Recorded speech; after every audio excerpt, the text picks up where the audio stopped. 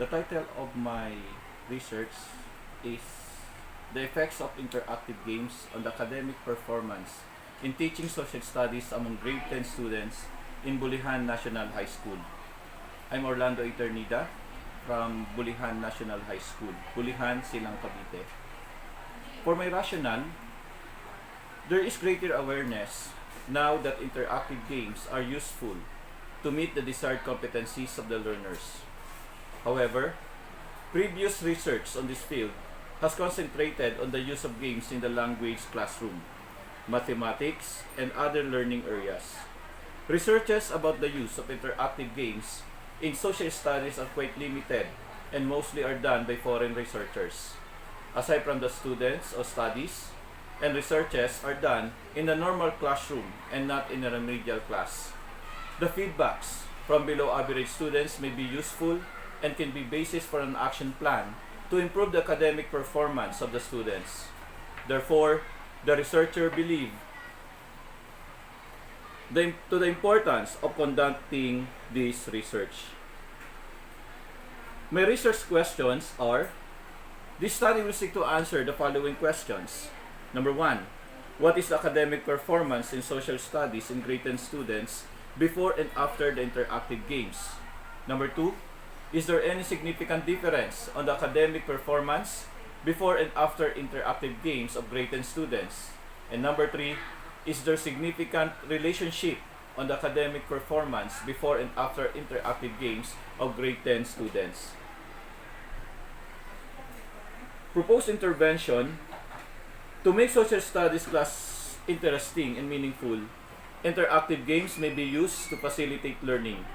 It can be used as strategy in a normal classroom or in a remedial class. The use of interactive games will encourage failing students to attend remedial class and perform better.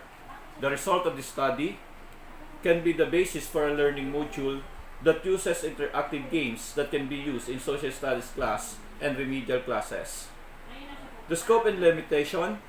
This research study will focus on effects of interactive games on the academic performance in teaching social studies among grade 10 students in Bulihan National High School for school year 2019-2020.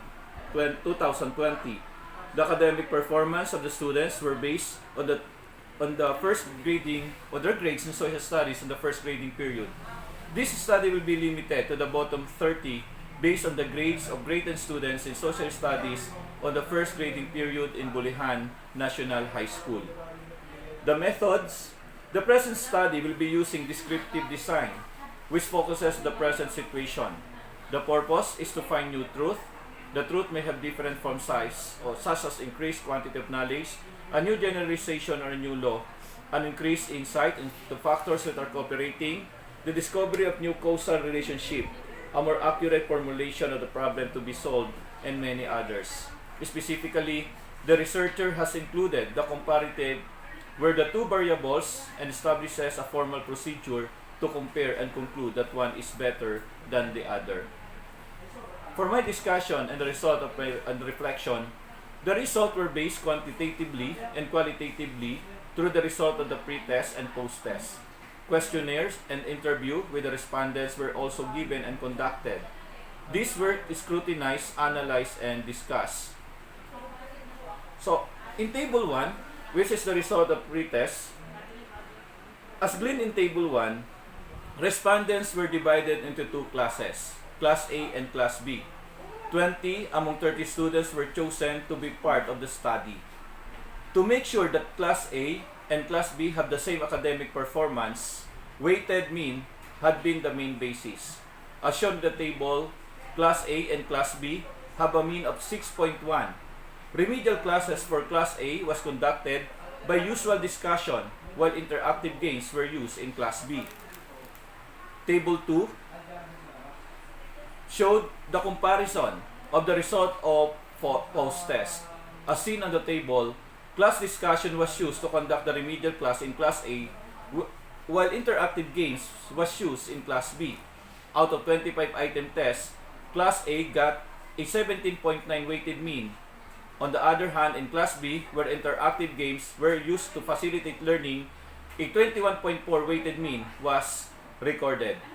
which was 3.5 higher than the weighted mean of Class B. In question number 1, for their questionnaire, the first question is, do you like games in social studies as intervention tool? It is a yes or a no. If your answer is yes, please put a check on the space that corresponds to your reason. The researcher have recorded each section result of the survey. Below is the result of first question as to the whether students like to have games in the social studies classroom or not. As shown in the table, all the respondents or 100% of the respondents like interactive games to be used as intervention tool.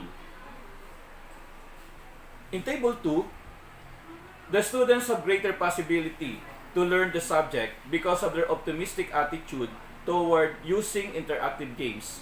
It is remarkably indicated in 2 groups that they love games during their class session because they are fun, it makes them active, motivated, enjoyable, interesting, and it also promotes learning.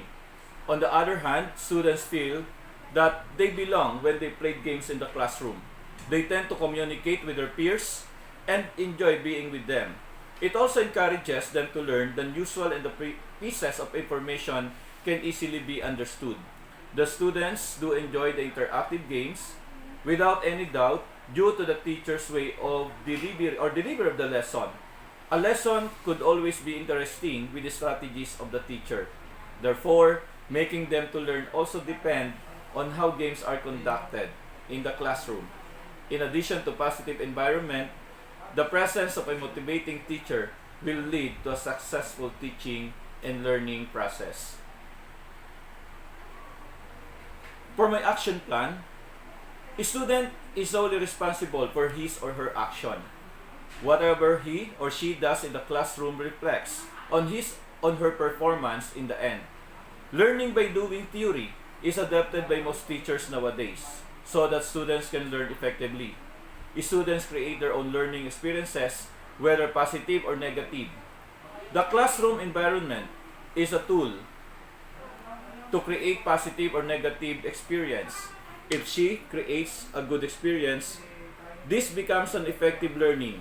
If this is not good, eventually it becomes an ineffective learning to him or to her. The researchers believe that the student's learning can be attained effectively with the following condition. Number 1, positive atmosphere or environment in the classroom. Number 2, positive attitude of students and teachers. Number 3, collaborative and shared learning experiences. Number 4, authentic use of teaching and learning materials. And number 5, varied classroom activities that will make the students enthusiastic to learn. The result of this study showed that the use of interactive games can improve the academic performance of the students in social studies. If it will be utilized, this might be of big help to correct the wrong notion that social studies is merely a memorization-based subject. The learning modules with suggested interactive games in Social Studies 10, Contemporary Issues, which will be the product of this study, can be utilized by social studies teachers not only in Bulihan National High School but also in the Province Division of Cavite. That's all. Thank you.